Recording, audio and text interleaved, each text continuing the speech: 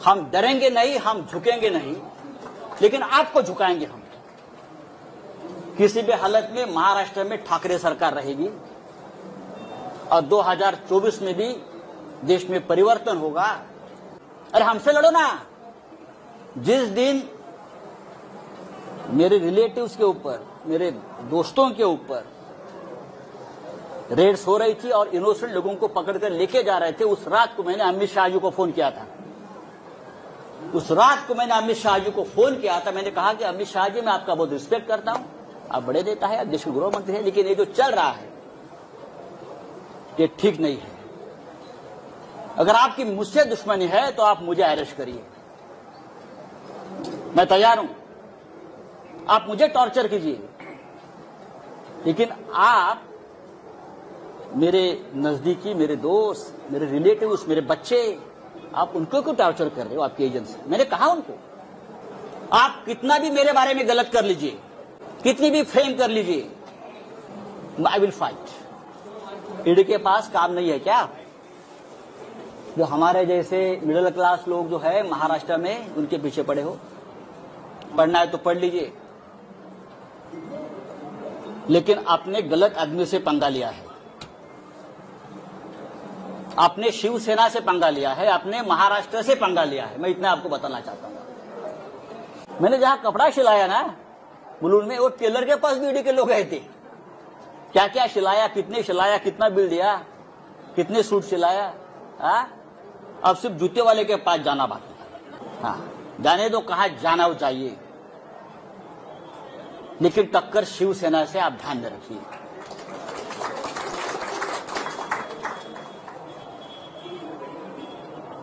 एक दूध वाला है हरियाणा में, एक दूध वाला है, मिल्कमैन, एस नरवर। मैं पूछना चाहता हूं ईडी से, क्या आप ये नरवर को पहचानते हो? सिर्फ 5 साल में एक दूध वाला 7,000 करोड़ का मालिक कैसे बन गया? किसका पैसा है? 7,000 करोड़ का मालिक कैसे बन गया? जब से महाराष्ट्र में बीजेपी की सरकार आ गई, तब से उसका महाराष्ट्र में आना जाना शुरू हो गया। बीजेपी के नेता, मुख्यमंत्री के घर में उनका तो खुला आना जाना रहता था। उसके बाद उसकी प्रॉपर्टी बढ़ने गई। किसका पैसा उसके पास है? किसने किया मनी लॉन्ड्रिंग? मैं ये मनी लॉन्ड्रिंग की जो केसेस है नरवर की और सब की, आप बीजेपी के नेताओं की यहां की, जल्दी में दे रहा हूं, जल्दी दे रहा हूं। 7,000 करोड़ में से 3,500 करोड़ ये महाराष्ट्र से गए हैं। 3,500 करोड़ की प्रॉपर्टी महाराष्ट्र में जो उनको प्रोजेक्ट मिले, महाराष्ट्र से जो करप्शन हुआ है पहले वाली सरकार में, वहां से गई है। महाराष्ट्र में सबसे बड़ा घोटाला जो है फडणवीस सरकार के काल में, बहुत हो गए, लेकिन सबसे बड़ा घोटाला हुआ है महा आईटी में। 25,000 करोड़ का घोटाला है। 25,000। कौन है अमोल काळे? कहां छुपाया उसको बताइए। Who is Amol Kale? Who is Vijay Dhawangale? सबके अकाउंट्स, सबके लिंक्स, सबके मनी ट्रांजैक्शंस, सबके जिसके साथ जुड़े हैं, बिना टेंडर किसको कॉन्ट्रैक्ट मिले हैं, पैसा कहां कहां गया है। 2 दिन में जाएगा ईओडब्ल्यू के पास, फिर जाएगा ईडी के पास। 5,000 करोड़ का तो हिसाब मेरे पास आया है। 5,000 करोड़ का हिसाब मेरे पास आया है, वो जाएगा। हमारी 1 गुंठा जमीन आप निकालते हो, हमारे कितने बंगले, 19 बंगले निकाल रहे हो जो नहीं है जमीन पर। हाँ, मैं सेंटर ही हूं, आप मुझे नहीं बदल सकते। आप मुझे बताइए, ईडी के पास काम नहीं है क्या? जो हमारे जैसे मिडिल क्लास लोग जो है महाराष्ट्र में, उनके पीछे पड़े हो? पढ़ना है तो पढ़ लीजिए, लेकिन आपने गलत आदमी से पंगा लिया है। आपने शिवसेना से पंगा लिया है, आपने महाराष्ट्र से पंगा लिया है। मैं इतना आपको बताना चाहता हूं। अब मैं वापस आता हूं, परत आता मी येतो। तुमचे प्रिय जे रोज असतात ना ततपप करत, त्यांनी म्हणे पीएमसी बँक घोटाळा काढला, पीएमसी बँक घोटाळा। दुसरे काढलंय पत्राचाळ, आणि पीएमसी बँक घोटाळा पत्राचाळीशी त्यांनी आमचा सगळ्यांचा संबंध लावला। माझं तिथे बँकेत कधी खातं नाही, मला ती बँक कुठे माहित नाही। पत्राचाळ मी अद्याप बघितलेली नाही। ठीक आहे, माझ्या आसपासचे मित्रपरिवार त्या व्यवसायात कुठे असतील मला माहित नाही, असू शकतात माझे। आणि मी कधीही ज्यांची नावं घेतली आहेत ते सगळे माझे मित्र आहेत, मी कधी टाळणार नाही। मी पळपुटा नाही, माझे मित्र आहेत ते, आणि माझे मित्र आहेत म्हणून त्यांना फ्रेम केलेलं हे पण मला माहिती आहे, मला त्रास देण्यासाठी। आता हे जे कोणी आहेत तुमचे दलाल भडवे, ज्याला आपण मगाशी म्हणत होतो, ते वारंवार जे सांगतायत की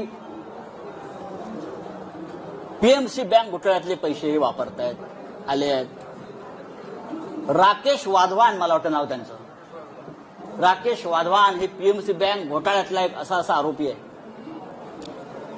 तो बिल्डर आहे मोठा, तो होता। बरंच काय सांगतात, आमचे सगळ्यांशी त्याचे संबंध आहेत आणि पीएमसी बँक घोटाळ्यातले पैसे आम्ही वापरतो आहोत। आता फार एक महत्वाची गोष्ट मी तुम्हाला सांगतो। राकेश वाधवानला त्या काळात कोण ओळखत नव्हतं, सगळेच ओळखत होते। राकेश वाधवानच्या खात्यातून बीजेपीच्या अकाउंटला 20 कोटी रुपये गेलेले आहेत पक्षनिधी म्हणून। बीजेपीच्या अकाउंटला 20 कोटी ऑफिशियली गेलेत राकेश वाधवानचे, हे सगळ्यांना माहिती आहे। पण आता हे जे महाशय बोलतात आमच्यावर कि राकेश वाधवान, पीएमसी बैंक घोटाला, भ्रष्टाचार, ईडी वाले सुनो, अगर ईडी वाले कहा सुनते होगे आज मेरी बात उनको सुननी पड़ेगी आज। ईडी और सीबीआई, ईओडब्ल्यू, प्रधानमंत्री और गृह मंत्री आज मेरा ये जो स्पीच है वहां बैठकर सुन रहे, मुझे मालूम है। ये जो है अभी किरीट सोमैया ना, क्या उसका नाम, हाँ, वो बोलता है कि राकेश वाधवान एक भयंकर मानुस है, उसने भ्रष्टाचार किया है, पीएमसी बैंक घोटाला किया है, लोगों का पैसा डुबाया है। अब मैं पूछना चाहता हूं भाई, ये निकॉन इंफ्रा कंस्ट्रक्शन कंपनी किसकी है? निकॉन इंफ्रा कंस्ट्रक्शन कंपनी किसकी है? ये कंपनी किरीट सोमैया की है, उसका फैमिली की है, नील किरीट सोमैया की है, और वो राकेश वाधवान का पार्टनर है। निकॉन इन्फ्रासाठी पीएमसी बँक घोटाळ्यातल्या पैशाची गुंतवणूक करून हजारो कोटी रुपयाचा प्रकल्प त्याने मौजे गोखिवरे तालुका वसई येथे उभारलेला आहे। हे मी पुराव्यासह सांगतोय। पीएमसी बँक घोटाळ्याचा मास्टर माइंड एचडीआयएलचा राकेश वाधवानशी यांचा थेट आर्थिक संबंध आहे। पीएमसी बँक घोटाळ्यातल्या प्रकरणात ब्लॅकमेल केलं यांनी आणि वाधवानकडून कोट्यावधी रुपयाची जमीन यांनी आपला एक फ्रंटमॅन आहे लाडानी म्हणून त्याच्या नावावर घेतली आणि प्लस कॅश पण घेतली यांनी। ही कॅश 80 ते 100 कोटीच्या घरात पीएमसी बँक घोटाळ्यात ब्लॅकमेल करून आणि जमीन घेतली आपल्या फ्रंटमॅन लाडानी, त्याचं नाव सांगतो मी तुम्हाला पूर्ण। लाडानीच्या नावावर त्यांनी ती घेतलेली आहे जमीन पूर्ण गोखिवरे वसई, आणि गोखिवरे वसई येथे ही 400 कोटी रुपयाची जमीन फक्त 4.5 कोटी रुपयाला घेतली। अशा 2 जमिनी त्याने घेतलेल्या आहेत। एक जमीन 7 कोटीला घेतली आणि त्या जमिनीवर जी कंपनी आहे, या कंपनीचा डायरेक्टर नील किरीट सोमय्या निकॉन फेज 1 आणि निकॉन फेज 2 हे हजारो कोटीचे प्रकल्प उभारले जात आहेत. हा सगळा पीएमसी बँकेतला पैसा. एन्व्हायरमेंट क्लिअरन्स नाही, एन्व्हायरमेंट क्लिअरन्स नाही, अनेक नियमांचं पायमल्ली केलेली आहे. राष्ट्रीय हरित लवादानं जर आता ऍक्शन घेतली तर त्याला 200 कोटी रुपयाचा दंड होईल. माझं आदित्य ठाकरे पर्यावरण मंत्री यांना आवाहन आहे, ताबडतोब यात लक्ष घाला आणि या प्रोजेक्टच्या संपूर्ण परवाने रद्द करा आधी. आणि ईओडब्ल्यूनं पीएमसी बँक घोटाळ्यामध्ये किरीट आणि नील सोमय्याला ताबडतोब अटक करा. पीएमसी बँक घोटाळ्याच्या आधी किरीट सोमय्याच्या अनेक जवळच्या लोकांनी बँकेतून पैसे काढून घेतले. मी तुम्हाला नंतर ती यादी देणार आहे. म्हणजे याला घोटाळा होतोय माहिती आहे. मुळात पीएमसी बँक घोटाळ्यातल्या या माणसानं किरीट सोमय्याच्या माणसाला जमीन का विकली? 2015 साली तेव्हा घोटाळा सुरू होता ना. हा भ्रष्टाचाराविरुद्ध लढणारा माणूस स्वतः हा आम्हाला अक्कल शिकवतोय, आम्हाला ज्ञान देतोय. हे एक लक्षात घ्या. हे सगळं एका बाजूला भ्रष्टाचारावरती भजन करायचं, दुसऱ्या बाजूला महाराष्ट्र लुटायचा, मुंबई लुटायची, आमच्यावरती आरोप करायचे मुंबई महानगरपालिकेपासून सर्वत्र, आणि आपले भ्रष्टाचार लपवायचे. हा किरीट सोमय्या हा भारतीय जनता पक्षाचा सध्या मुंबईतला चेहरा आहे. लक्षात घ्या. हे जे आहे, हा देवेंद्र रजनीकांत लधानी त्याचं नाव आहे. ही the front man of Kirit Somaiya. आणि त्याने राकेश वाधवांशी व्यवहार केलेला आहे मोठ्या प्रमाणात, कोट्यावधी रुपयाचा. ते सगळे पैसे पीएमसी बँक घोटाळ्यातले आहेत. ते सगळे पैसे, ते व्यवहार हे त्या बँकेसंदर्भातलेच आहेत आणि पत्राचाळीतल्या संदर्भातले पैसे सुद्धा याच्यामध्ये गेलेले आहेत. याची संपूर्ण चौकशी महाराष्ट्राच्या मुख्यमंत्र्यांनी करावी. यांचं माझं बोलणं झालेलं आहे. हे फक्त मी 5% सांगितलं आहे, कारण बाकी सगळे पेपर्स आज जातील.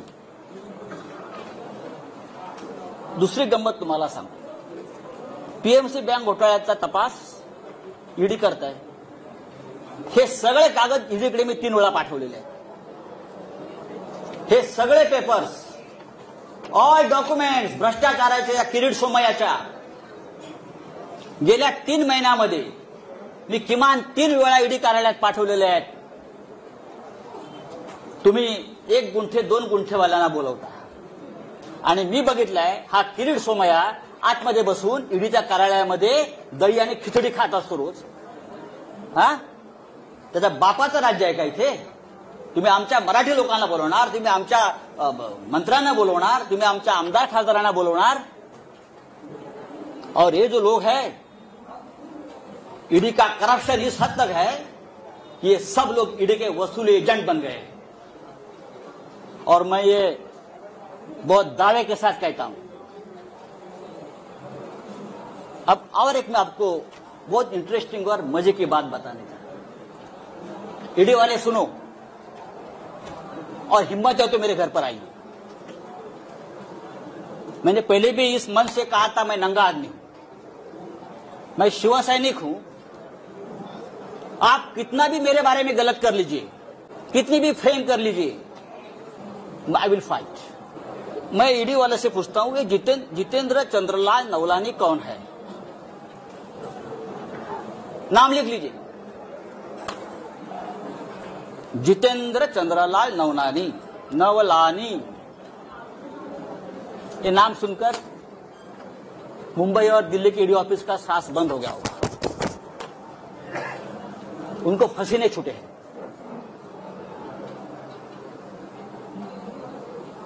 चार महीने से मुंबई के जो बिल्डर्स है बड़े बड़े, उनसे वसूली चल रही है ईडी के नाम पर.